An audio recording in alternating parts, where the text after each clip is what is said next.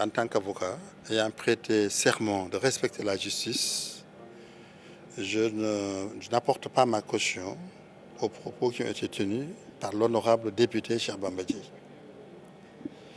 Donc, ceci étant dit, je rappelle aussi que ce sont des propos qui ont été tenus dans un contexte politique. Donc, il ne s'agit pas de quelqu'un qui lui-même a été jugé ou dont un membre de sa famille a été jugé qui a porté de telles accusations.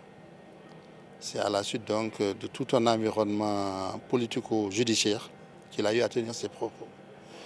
Cette précision étant faite, je voudrais quand même dire que pour ma part, je considère que la poursuite dirigée contre le député Cheikh Bamba Dièye pêche à trois niveaux. D'abord, elle est irrégulière dans la mesure où certains parlementaires, récemment, la Cour de la CEDEAO vient de condamner l'État du Sénégal pour violation de l'immunité parlementaire du député Khalifa Sall. Et parmi les obligations qui auraient dû découler de cette condamnation, il y a l'obligation de non-répétition de l'acte illicite pour lequel on a été condamné. Donc on ne comprend pas que moins d'un mois après, un député est interpellé dans des conditions qui ne sont pas flagrantes. Parce qu'il y a des gens qui disent que oui, on est fondé à l'interpeller parce qu'on est en flagrance. Moi, je voudrais que les gens soient comme très prudents. Il a tenu des déclarations. Je pense que ce serait très dangereux qu'on rentre vraiment dans la logique de considérer des propos, des opinions ou des pensées comme étant flagrantes. Si on va dans cette direction, mais ça en sera fini de la liberté d'expression dans ce pays et tout le monde sera en sursis. Un journaliste qui est à l'antenne, qui tient un discours, mais la police peut venir le chercher immédiatement, considérant que ce qu'il est en train de dire est flagrant, et l'arrêter. Je pense qu'il faut quand même limiter le champ de la flagrance aux actes matériels, aux faits matériels, mais pas au domaine des opinions, au domaine des idées, au domaine de la liberté d'expression. Et c'est la raison pour laquelle j'estime que, pour ma part, je considère qu'il n'y a aucune flagrance dans cette situation. Et ici, ajoute qu'il faut aussi qu'on sache que la flagrance, c'est un certain nombre de jours. La flagrance ne peut pas dépasser 48 heures, 72 heures. On n'est plus dans ce cas dans la flagrance. Tous ceux qui sont anciens se rappellent des événements de 1993, quand on a interpellé les députés Abdoulaye Wade et autres, Bathily, au motif qu'il y avait flagrance. Il y a eu un débat sur le point de savoir est-ce qu'il y a flagrance, il n'y a pas flagrance, et le procureur à l'époque a parlé de flagrant délit continu. Et ça fait un grand débat, bon, vous pourrez revisiter les pages de l'histoire, vous verrez ça. Maintenant, le deuxième péché que je trouve à la poursuite, c'est que c'est inopportun.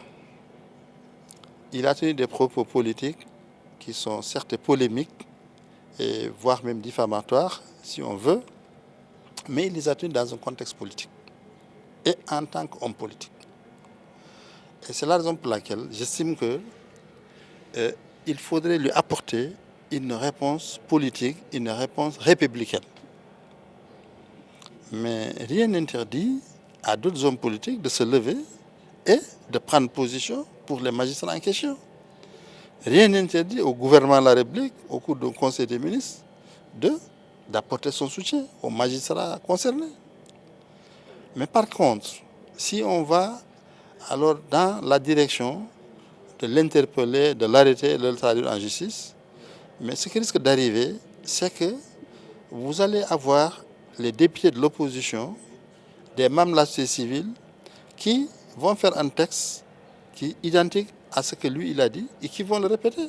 Mais est-ce qu'on va arrêter tout le monde pour avoir tenu ses propos? C'est pour vous montrer où ça peut nous mener. Ça n'a pas de sens d'arrêter quelqu'un pour des déclarations, surtout qu'on connaît que c'est un député, c'est un homme politique, et comme je l'ai dit, il a parlé dans un contexte politique. C'est pourquoi moi je suis pour qu'on arrête ces poursuites qui n'ont aucun effet dissuasif et je pense que le débat il est ailleurs. Aujourd'hui, la justice n'est pas exempte de tout reproche. C'est vrai, il ne faut pas confondre la justice et les juges. Autant que faire se peut. Parce que aussi la justice est rendue par des juges. Mais néanmoins, essayons de poser les problèmes en termes dépersonnalisés, en termes de bon ou mauvais fonctionnement de la justice, en termes d'indépendance, de partialité ou d'impartialité de la justice. Je pense que c'est comme ça qu'on pourra avancer. Et enfin, le troisième inconvénient que je trouve à la poursuite dirigée contre le député Cheikh Bamba Dièye, et qui n'est pas la moindre, c'est que je considère que c'est une poursuite qui est totalement diffamatoire. Excusez-moi, qui est totalement discriminatoire, je voulais dire. Discriminatoire. Parce que on est dans ce pays. Il n'est pas le premier à s'être exprimé sur la justice. Nous avons entendu l'honorable député Cissé Lo s'exprimer sur la justice. Nous savons les propos qu'il a tenus. C'est des propos qui mériteraient la même indignation, voire la même poursuite que pour le cas de Bamba Dièye. Mais il ne s'est rien passé. Avant lui, nous avons vu le ministre Moustapha Diop, ministre de la République, renvoyer des magistrats à la Cour des comptes qui voulaient venir faire une vérification administrative dans son ministère. Il les a traités tous les noms d'oiseaux, il a refusé de les recevoir. Il ne s'en est suivi aucune sanction à son encontre. Ensuite, on a vu ici le ministre de l'Éducation nationale, M. Serigne Mbaye Thiam, avoir son décret être annulé par la Cour suprême et refuser publiquement de se plier à l'arrêt de la Cour suprême. Dire que lui, il ne respectera pas la décision de la Cour suprême. Et nous avons vu le président de la République lui apporter publiquement son soutien au cours d'une manifestation officielle de l'État. Et enfin, dernièrement, nous avons vu M. Amadou Mansour Faye, ministre de l'Hydraulique, qui est quand même un homme d'État, lui aussi s'exprimer à propos de l'arrêt de la Cour de la CEDEAO et traiter les magistrats de la Cour de la CEDEAO dans des termes qui ne sont pas très respectueux, qui sont voisins ou identiques de ceux tenus par Cheikh Bamba Dièye. Et il ne s'est rien passé. Donc aujourd'hui, évitons de traiter de manière sélective les questions. Évitons de faire dans l'indignation sélective. Et considérons que certes, ces propos sont condamnables, sont regrettables, d'où qu'ils viennent. D'où qu'ils viennent, je précise. Maintenant, il faut, à mon avis, soit exercer la même action contre tout le monde, ou bien ne pas exercer d'action du tout. Moi, c'est ça mon sentiment. Donc, je considère que dans cette affaire, très franchement, l'État lui-même a prêté le flanc, la justice elle-même a prêté le flanc, et par conséquent, ce qui arrive n'est pas une surprise. Et ce qui arrive également est symptomatique de l'état actuel de la justice sénégalaise. Nous avons une justice qui est malade. Elle est malade parce qu'elle souffre d'un déficit d'indépendance. Elle souffre également peut-être d'un déficit d'impartialité. Or, ce sont les deux vertus cardinales qu'une bonne justice doit revêtir. Une bonne justice doit être indépendante vis-à-vis du pouvoir politique, indépendante vis-à-vis du pouvoir économique, indépendante vis-à-vis des pouvoirs religieux, vis-à-vis de tous les pouvoirs, et en particulier du pouvoir politique.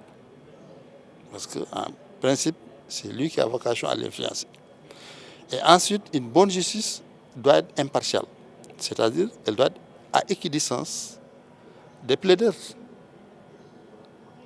Or, aujourd'hui, dans beaucoup de décisions, on constate qu'il y a soit la partialité objective ou bien la partialité subjective. Parce que vous voyez, sur une même situation, des décisions différentes être rendues, ça ne s'explique pas. Deux personnes qui commettent la même chose, une telle personne reçoit telle décision, une autre reçoit une décision différente. Ça n'a pas de sens.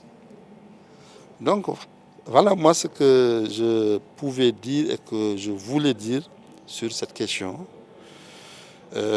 J'appelle tous les hommes publics, que ce soit les hommes politiques, les journalistes, les acteurs de la société civile, à faire preuve de respect à l'égard des juges.